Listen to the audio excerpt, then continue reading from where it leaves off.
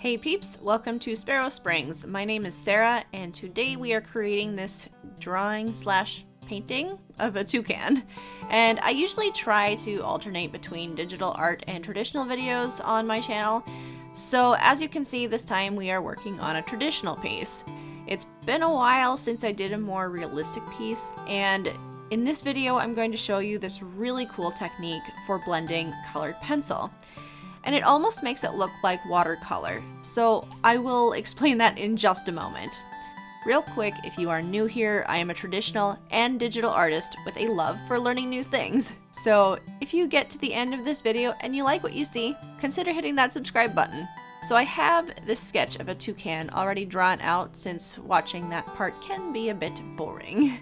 So we had a couple animal suggestions, but I've never done a toucan before, and I thought it might be fun.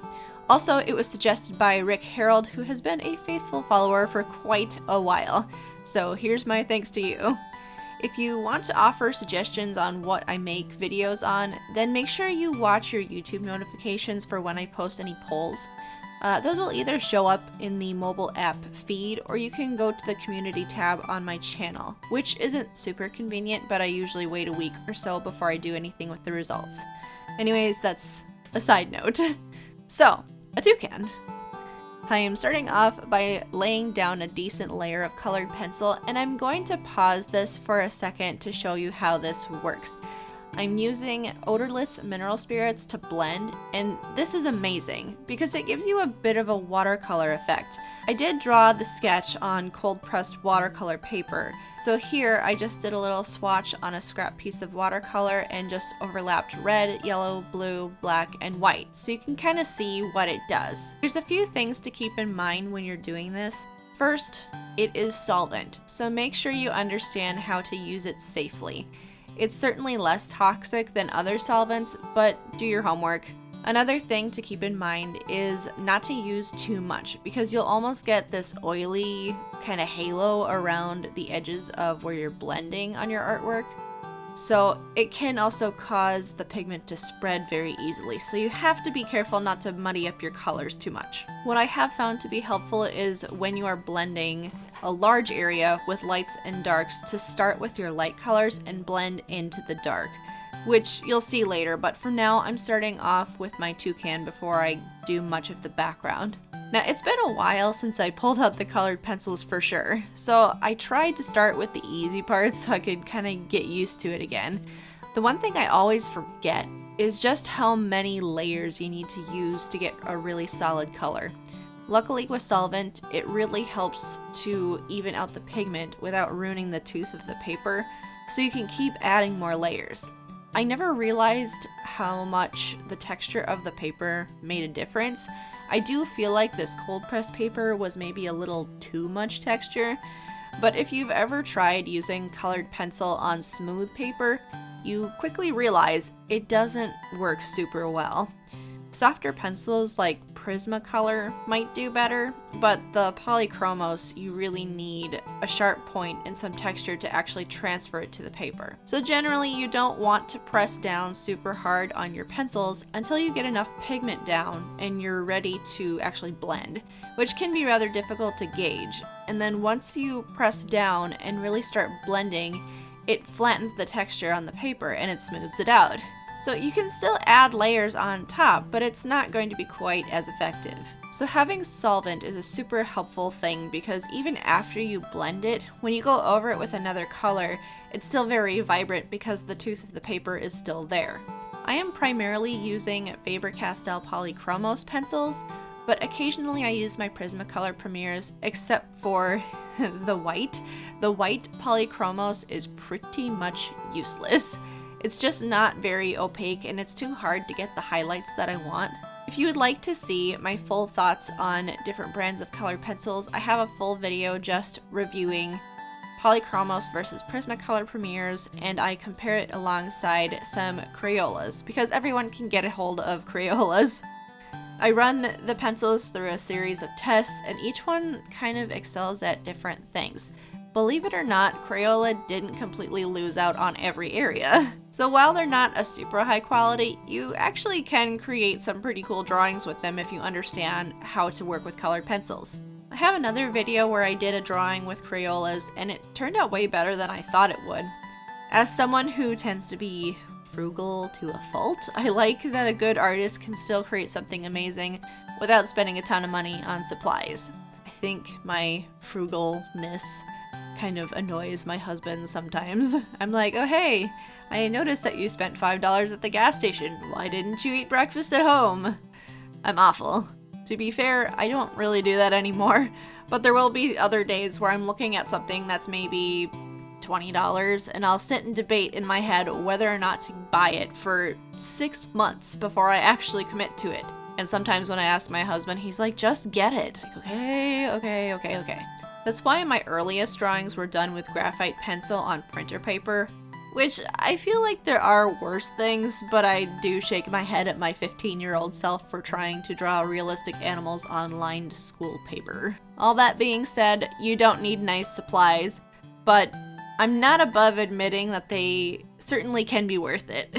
I know when I got some higher quality colored pencils and watercolors, it made those two mediums so much less frustrating. And faster. Way faster. Just because I wasn't trying as hard to get the colors to be opaque enough or trying to blend colors. So as a professional artist, if I had a ton of commissions to get through, I wouldn't hesitate spending the money just because it would be worth it in the long run. But nice supplies never, ever replace skill. And skill doesn't automatically happen with practice either. I think that's honestly some of the worst advice I've ever heard people give young artists, like, oh, just practice. I was thinking about this even as I was working on the background. I used to have a really hard time placing my subject in an environment. It always looked disconnected or flat. I didn't know how to create that depth. So my practice with backgrounds and putting my subjects in the backgrounds had to be intentional. So I studied a ton of different artists and watched how they created their environments and how they put their subjects into the environments and created different lighting. I took some classes.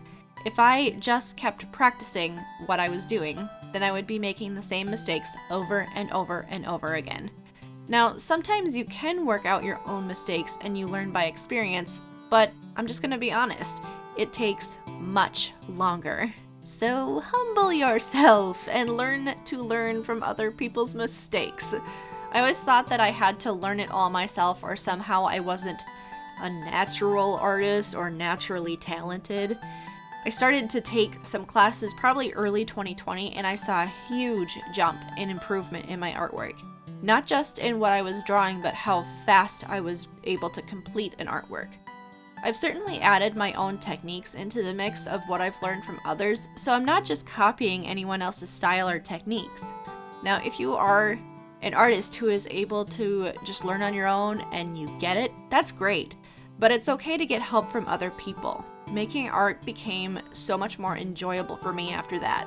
So this drawing actually took me only about 2 hours, but in the past it would take me probably 4 to 6 hours to complete something of this size without a background. Now, could I have spent more time on it? Probably. Recording a drawing will always put a certain amount of pressure that makes me want to work faster and just get it done. I also have to make sure that the image is in the frame and that I'm not leaning over too far and blocking the camera. It's stressful, but I also love sharing the process with you guys, so it is worth it. It's also fun to look back and actually see the process because it was looking kind of rough for a while, but it's all part of that process. Layer, blend. Now, if I could go back and fix one thing, I probably wouldn't have used black in the bright yellow section of the drawing because I feel like it did gray it out and I lost that kind of bright sunlight feel too much. But I did my best to keep layering my other colors over top of it. So back on the subject of practicing, believe it or not, doing digital drawings has been a big help for learning how to create a nice looking background. I was able to experiment so freely with it that when I got to my traditional mediums, I was a lot more intentional with what I was doing. Now that's part of the reason that I do both traditional and digital art on my channel. The YouTube algorithm doesn't really like it too much, but they both have their unique benefits. My traditional work affects my digital work, and my digital work affects my traditional work. I think in the past I've been my own worst enemy. I had so many ideas on how things should be done.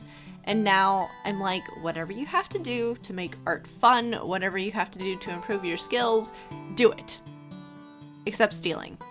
Don't steal, because you're not actually improving. That's just low. Anyways, I have no idea where I'm at in the video. Can you tell that I did a voiceover recording after the drawing? I'm just kind of rambling on this one. But if you guys actually want a tutorial on how I approach colored pencil, just leave a comment below. But for now, this was just a fun process video. I will mention that for final touches, I used a white gel pen to get some of the really bright whites, like the reflection in the eyes, which is so ridiculously satisfying. And here is the final result. I really love this one, and I'm quickly realizing that I do a lot of birds, which is odd because pretty much all I used to ever draw was horses, but I just love the bright colors in birds. They're so fun. So hey, here's my face. So if you enjoyed this video, I would really appreciate a like or subscribe. After this, we are heading back into the digital art realm, and probably another photo bash in Procreate since you peeps kind of seem to like that. And I've got something special planned, and it's not an animal. So we'll see if I can pull this one off. Make sure you check out the community tab on my channel so that you can see the latest poll. And if you don't really want to go that route, you can always hang out with me on Instagram if you want to see all the other artworks that I do that don't end up on YouTube. Last thing, I know I talked a lot about art supplies in this video, so if you would like to get 50 handpicked recommendations for drawing, painting, digital art, and sculpture, check out the link in the description. And you'll get my personal favorite art supplies for all of those different things. So just enter your email and you're good to go. That's all for now, peeps. I will see you in the next video.